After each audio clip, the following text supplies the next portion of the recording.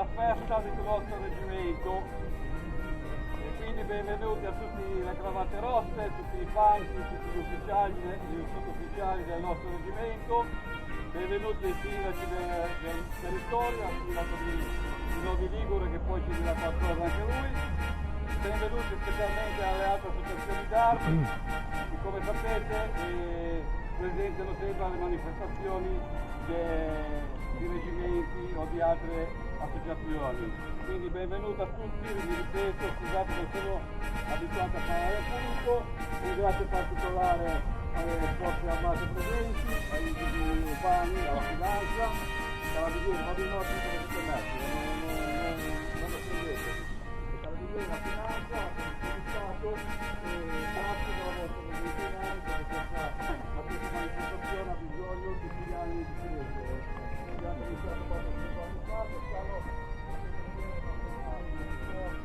era rimasta una forza al lavoro di qualche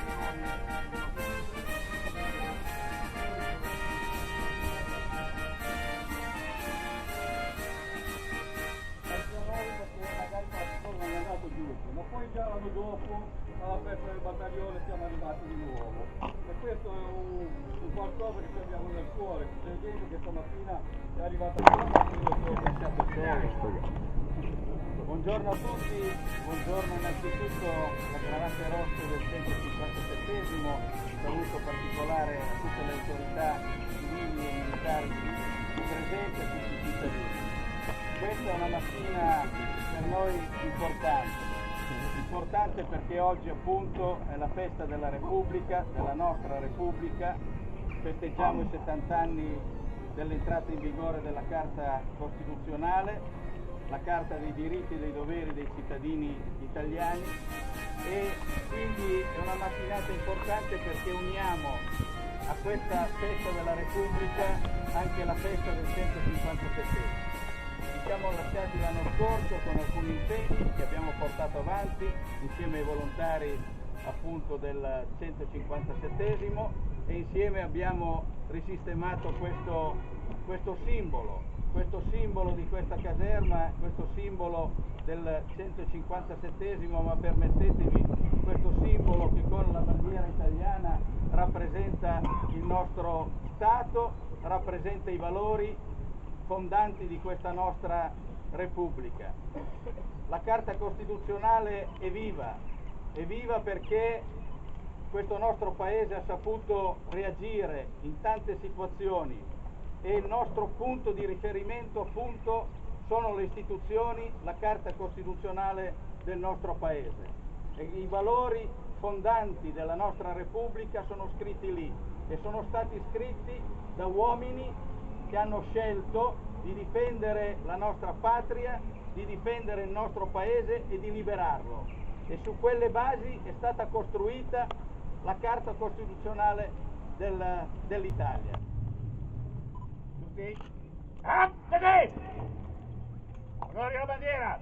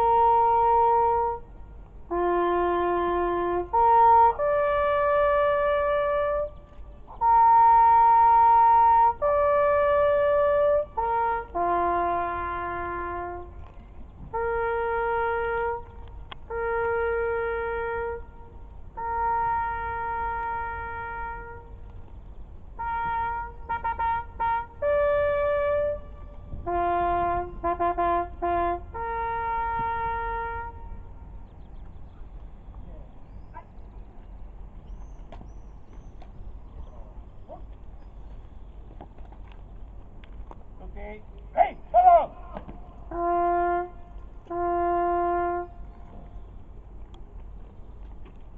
Adesso la nostra...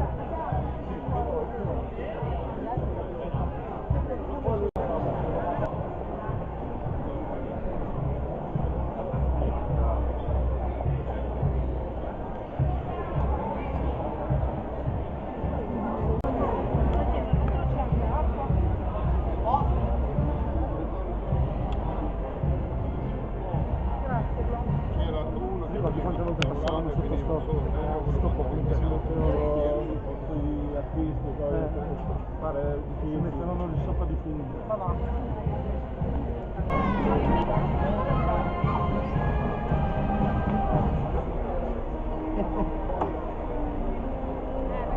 No, meno male che ce n'è proprio leggere da portare.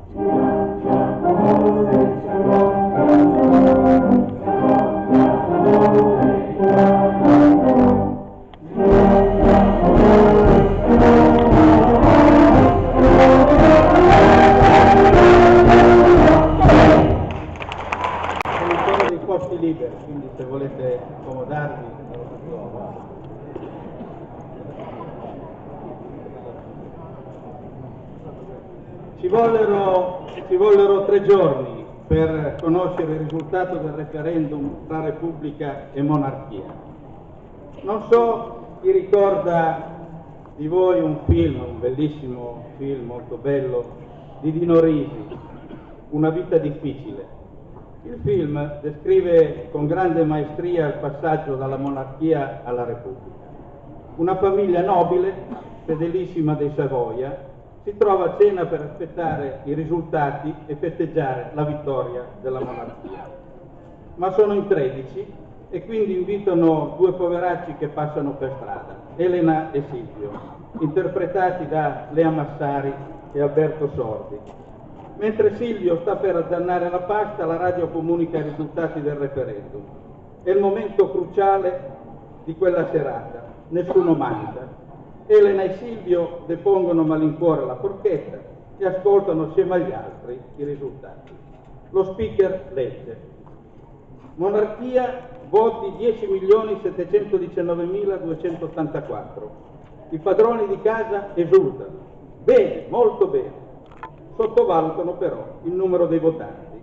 Per la prima volta anche le donne hanno votato, forse loro lo ignoravano. Lo speaker prosegue: Repubblica 12.717.923. L'Italia è una repubblica. Nessuno parla. Elena e Silvio ridono in silenzio. La vecchia nobile si sente male. Il nipote cieco si alza in piedi ed esclama: viva il re, canaglie! Elena e Silvio restano soli, però arriva un cameriere con lo champagne. Lo usano per il brindisi più bello della loro vita. Quel film, come tanta letteratura, ci fa capire quanto l'Italia fosse divisa tra monarchici e repubblicani, tra nord e sud, il nord repubblicano, il sud monarchico. In fondo, l'Italia è una repubblica fondata sulla divisione, fin dal tempo dei Guelfi e dei Ghibellini, tra fascisti e antifascisti. Prima, tra l'autunno del 43 e la primavera del 45, lo era stata per effetto della divaricazione tra un mezzogiorno liberato dagli alleati e un centro-nord occupato dai tedeschi. Oggi la divisione si potrebbe affermare tra sovranisti ed europeisti. Oggi, 2 giugno, in Italia ci sono migliaia di manifestazioni come questa per celebrare e festeggiare la nascita della nostra Repubblica. L'Italia appare un po' confusa, divisa e stenta a ritrovare la strada di una unità su valori condivisi, fondanti della nostra democrazia. Non spetta a me dare un giudizio sull'attuale situazione politica, che ha faticato a trovare una soluzione dopo il voto del 4 marzo, ma voglio qui esprimere un mio augurio a chi si appresta a governare il nostro Paese.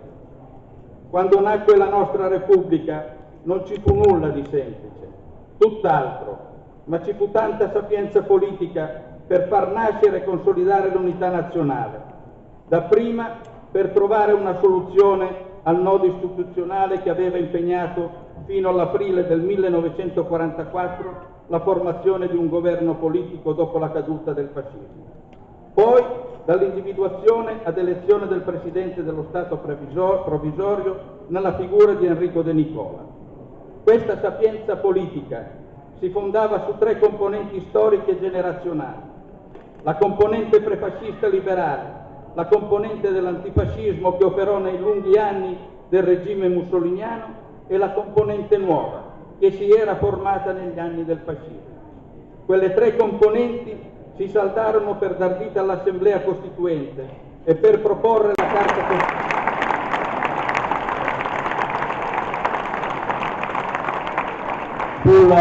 Sulla giacca dei nostri artisti c'è il simbolo della nostra città. Ecco, io voglio togliere il simbolo che ho sulla mia e donarlo a Lorenzo.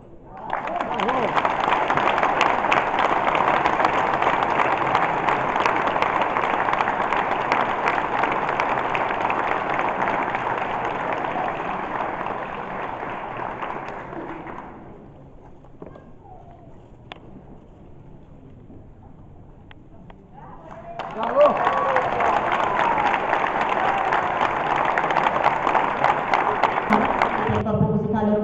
Greco Massimo Cardona.